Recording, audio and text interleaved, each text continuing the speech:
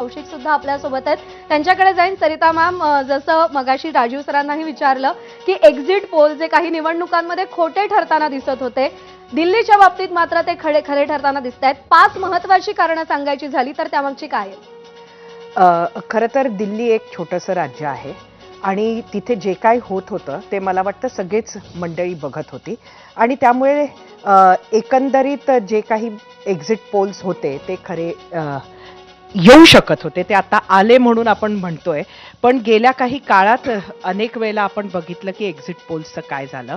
आता exit poles खरं तर का खरे आले हे सांगता येत नाही, पण भाजपा ही जी पुढे का गेली ह्याची मात्र अनेक कारणं आहेत. त्यातलं अगदी सगळ्यात पहिलं कारण जर सांगायचं झालं तर मला वाटतं ज्या पद्धतीनं भाजपाने अगदी स्ट्रक्चर्ड असं स्वतःचं जे नियोजन भाजपाचं राहिलं ते अतिशय सुंदर राहिलं. त्यानंतर एक स्विंग व्होट जो असतो त्यासाठी मोठ्या प्रमाणामध्ये जो विचार परिवार आहे, ज्याला संघ म्हणतो, तो सुद्धा दिल्लीमध्ये कामाला होता. आपल्याला हे विसरून चालणार नाही की संघाची पायमुळं ही दिल्लीमध्ये खरं तर खूप आधीपासून राहिलेली आहे. मात्र त्याचा फायदा हा भाजपाला झाला असं नेहमीच घडलेलं नसलं तरी ह्या खेपेला तो जो काही स्विंग व्होट आहे तो स्विंग व्होट नक्कीच भाजपाला मिळू शकला. त्याचबरोबर इंडी आघाडी म्हणून आप आणि काँग्रेस एकत्र लढतील असं वाटलं होतं, तर तसंही झालं नाही आणि त्यात आपनी ही अनेक वर्षांपासून जी स्पेस घेतलेली आहे ती भाजपची घेतलेली नाही आहे, ती काँग्रेसची घेतली आहे आणि त्यामुळे परत एकदा शेवटी काँग्रेस 0 आणि आप 27 अशी परिस्थिती आपल्याला आता बघायला मिळते आहे. आणि अशा पद्धतीचे अनेक हे फॅक्टर्स आहेत. पण मला प्रशांत, आपण इतकी दिवस दिल्लीमध्ये रिपोर्टिंग केलं, काय वाटतं की आप आणि काँग्रेस हे जर एकत्र असते तर काहीसं चित्र बदललं असतं का? खरं तर आप आणि काँग्रेस हे लोकसभा निवडणुकीला एकत्र लढून झालेले आहेत, तरी सुद्धा भाजपची तिथली स्थिती जी आहे ती बदललेली नव्हती. म्हणजे गेल्या 3 निवडणुकांमध्ये 2014, 19 आणि 24 दिल्लीचा वोटिंग पॅटर्न असा राहिला आहे की 7 पैकी 7 खासदार तिथं निवडून आलेले आहेत आणि आप आणि काँग्रेस एकत्र येऊन सुद्धा त्याच्यात काही बदल झाला नाही. आणि या 3 निवडणुकांमधलं जर आपण ॲव्हरेज वोट शेअर बघितला तर तो साधारणपणे 55% होता भाजपचा. आणि मागच्या निवडणुकीमध्ये ज्यावेळी 2020 मध्ये भाजपला केवळ 8 जागा मिळालेल्या होत्या तेव्हा सुद्धा त्यांचा वोट शेअर 35% आसपास होता.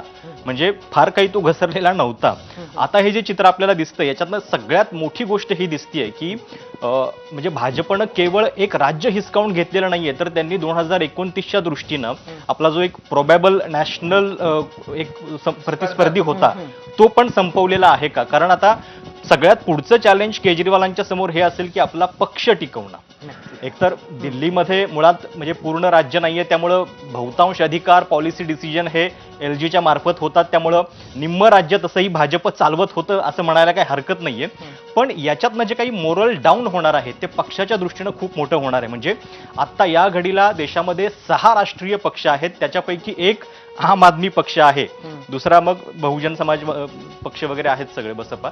पण एक प्रोबॅबल नॅशनल फेस याच्यातून गारद भाजपनं केलेला आहे. आणि 2014 नंतर आपण जे एक वारंवार असं म्हणतो किंवा पुस्तकं लिहिली जातात की हाऊ बीजेपी विन इलेक्शन्स, तर आता एखाद्या पक्षाला सत्तेवरनं खाली कसं खेचायचं याचा पण धडा बहुधा भाजपच देतंय, जे काँग्रेसला जमलं नाही. कारण नक्कीच प्रशांत, मी समर आपल्याकडे येते. आपण जर बघितलं तर एकंदरीत भाजपानं तर जे काही केलं, जे मॅनेजमेंट होतं ते तर होतंच, मात्र आप जेव्हा निवडणुकीत आली, जेव्हा इलेक्शनच्या एंटायर प्रोसेसमध्ये आली, तेव्हा आपचं सगळ्यात मोठी कुठली गोष्ट होती तर ती आपची क्रेडिबिलिटी होती. भ्रष्टाचार नाही असा जो एक चेहरा होता ते होता. त्याला कुठेतरी एक मोठा डेंट या गेल्या काही काळात बसला आणि त्याचा फटका आत्ता आपला बसलाय का? लोकांनी ते नॅरेटिव्ह